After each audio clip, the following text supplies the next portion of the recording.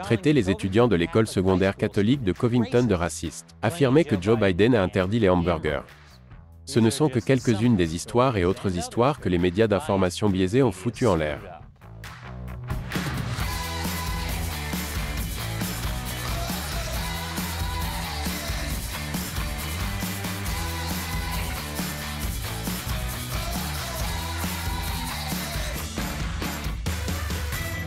Bienvenue à l'émission Amérique dévoilée, je suis Chris Chappell. Cet épisode est sponsorisé par Surfshark. Vous devriez utiliser un VPN comme Surfshark pour vous protéger chaque fois que vous allez en ligne. Donc, j'ai récemment couvert une affaire sur la façon dont les entreprises de médias semblent mourir lentement. Plus précisément, les médias d'information. En particulier parce que les gens sont fatigués de la couverture médiatique ininterrompue, moraux, divisée et partisane. Ce n'est pas un secret que les entreprises d'information sont fortement biaisées. MSNBC pousse les narratifs de gauche. Fox News pousse des récits de droite. Et le Weekly World News pousse des récits orientés vers les enfants de chauve-souris. Et je commence à leur faire davantage confiance qu'aux autres médias. Bien sûr que les USA prévoient de créer une armée de clones d'enfants de chauve-souris. C'est comme ça que les militaires vont résoudre leurs problèmes de recrutement. De quoi est-ce que je parlais? Oh oui. Toute cette couverture médiatique ouvertement biaisée a conduit à une érosion de la confiance dans les médias. De plus en plus d'Américains s'inquiètent de voir les journalistes imposer leur agenda. Et beaucoup accusent même cette couverture partisane d'être à l'origine du fossé grandissant dans le pays. Le problème est que lorsque les journalistes sont partiaux, ils ont tendance à faire des erreurs. Nous avons souligné comment les médias de gauche ont bâclé l'histoire de l'ordinateur portable de Hunter Biden. 2 fois. Ils ont même refusé de la couvrir. Bien qu'étant donné le traumatisme de Matt qui a dû regarder ces vidéos de Hunter Biden, je ne peux pas vraiment leur en vouloir. Merci pour ton sacrifice, Matt. Aujourd'hui, je vais aborder 4 histoires que les médias ont gâchées à cause de leur partialité. En commençant par, numéro 4. Je suis sûr que beaucoup d'entre vous se souviennent avoir vu cette séquence d'une rencontre entre un adolescent portant un chapeau MAGA et un doyen amérindien. Elle est devenue virale en janvier 2019. L'adolescent en question est Nicholas Sandmann, un étudiant de la Covington Catholic High School qui participait à une excursion scolaire à Washington, D.C. pour le rassemblement March for Life. Et le vétéran amérindien est Nathan Phillips, qui était là pour la marche des peuples indigènes. Sur la base de ce court clip, plusieurs sources d'informations ont affirmé que Sandmann et ses amis se moquaient de Phillips. Ce qui a provoqué l'indignation et les menaces contre les étudiants. Cette conclusion a été tirée principalement du fait que Sandmann souriait silencieusement à Phillips. Ce qui, pour être juste, est enrageant. Rien ne m'énerve plus que de voir un adolescent sourire. Arrête d'étaler tous tes espoirs et tes rêves de jeunesse devant moi, petit voyou. Phillips a dit qu'il s'est approché des adolescents MAGA pour désamorcer une confrontation qu'ils avaient avec 4 personnes noires à proximité. Il a déclaré, les ados étaient en train d'attaquer ces 4 individus noirs. Ces jeunes hommes étaient déchaînés et ces vieillards noirs étaient leur proie. Et je me tenais entre eux et ils avaient besoin de leurs kilos de chair et ils me regardaient pour ça. Wow, quel héroïsme de la part de Phillips. Et l'actualité lui a donné raison pendant les jours suivants, puisqu'il a été interviewé par de nombreux médias. Malheureusement, des images supplémentaires ont montré que tout était faux. Une autre vidéo a fait surface dimanche. Elle montre ce qui s'est passé avant la rencontre. Dans une déclaration, Sandmann dit qu'il n'a jamais interagi avec Phillips. Pour être honnête, j'étais surpris et confus quant à la raison pour laquelle il s'était approché de moi. Nous avions déjà été insultés par un autre groupe de manifestants, et quand le deuxième groupe s'est approché, j'ai eu peur que la situation ne devienne incontrôlable. Il s'avère que les adolescents MAGA ont été accostés verbalement par des Israélites lébreux noirs. Un groupe étiqueté par le Southern Poverty Law Center comme un groupe militant haineux, qui ont crié des insultes homophobes et raciales aux étudiants.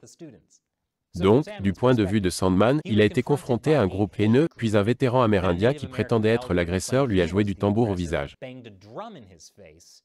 Sa réaction a été de sourire, et il a été qualifié de raciste pour cela. Mec. Je me sentirais mal pour lui si son sourire n'était pas si exaspérant. Arrêtez de me rappeler que mes espoirs et mes rêves sont morts à l'aube de mes 20 ans. Sandmann a poursuivi plusieurs médias pour diffamation et a conclu un accord à l'amiable avec CNN, NBC et le Washington Post. Cette histoire prouve qu'il ne faut jamais supposer le pire de quelqu'un basé sur le chapeau qu'il porte. Vous devriez seulement supposer le pire à leur sujet parce qu'ils sont des adolescents, qui sont les pires personnes sur la planète. Plus de détails après la pause. Bienvenue à nouveau. Il n'y a pas que les médias de gauche qui truquent les histoires. Voici une erreur juteuse de la droite. Numéro 3.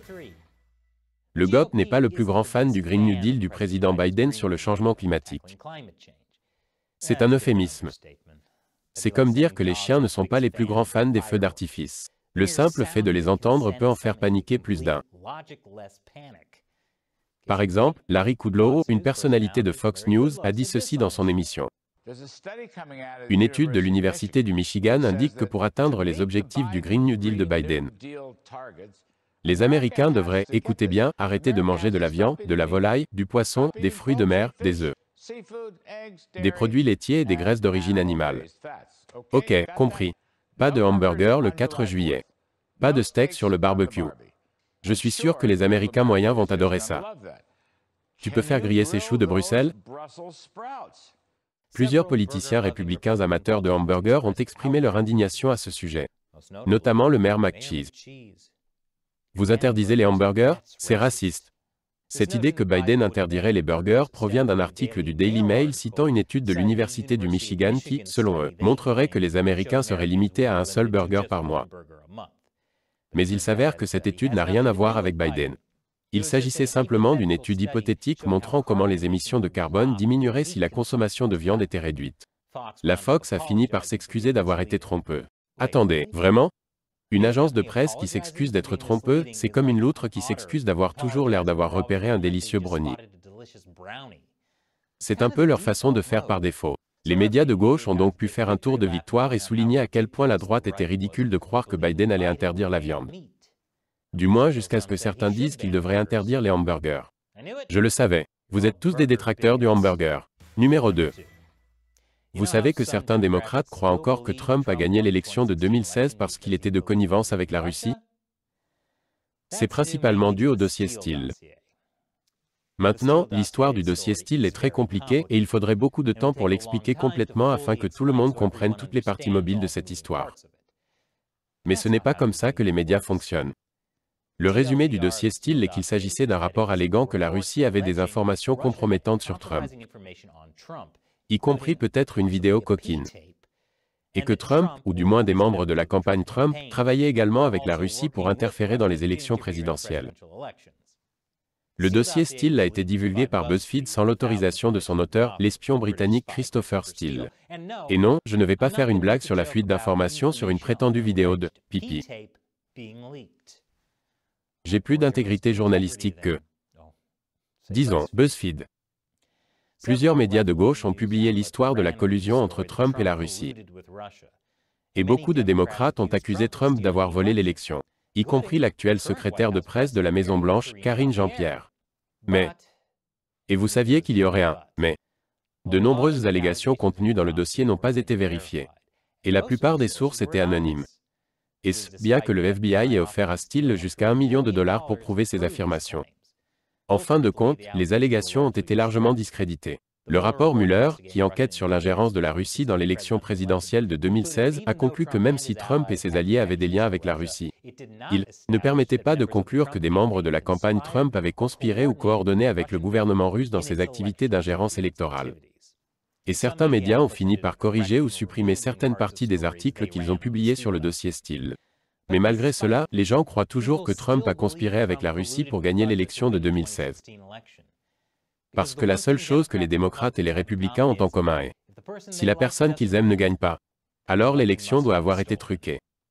On pourrait penser que les gens seraient heureux d'apprendre que ce n'est pas vrai. Je sais que Matt Lay, il remercie sa bonne étoile chaque jour où il n'y a pas une vidéo d'urine de Trump qu'on le force à regarder pour accompagner les vidéos de Hunter Biden. La suite après la pause.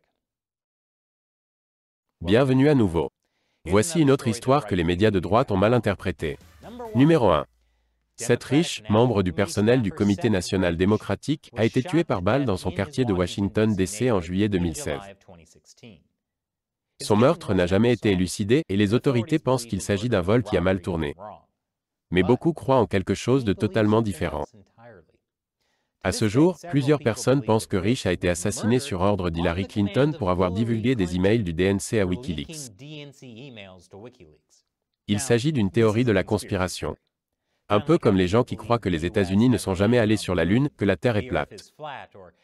ou que Jake Gyllenhaal et Jared Leto sont deux personnes différentes.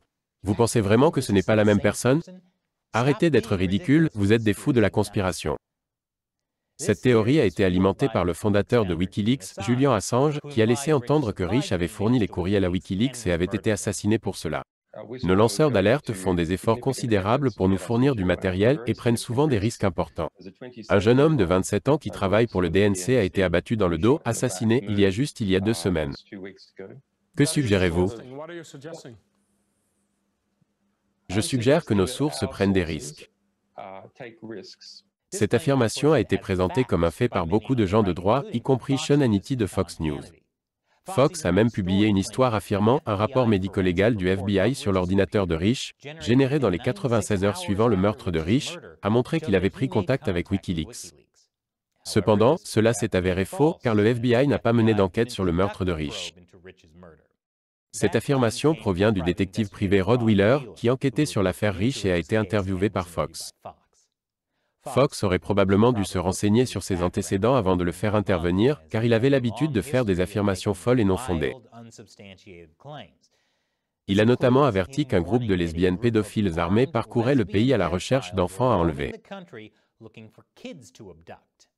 Les démocrates et les républicains croient à toutes les théories farfelues qu'ils entendent du moment qu'elles donnent une mauvaise image de l'autre camp. Nommez un duo plus emblématique.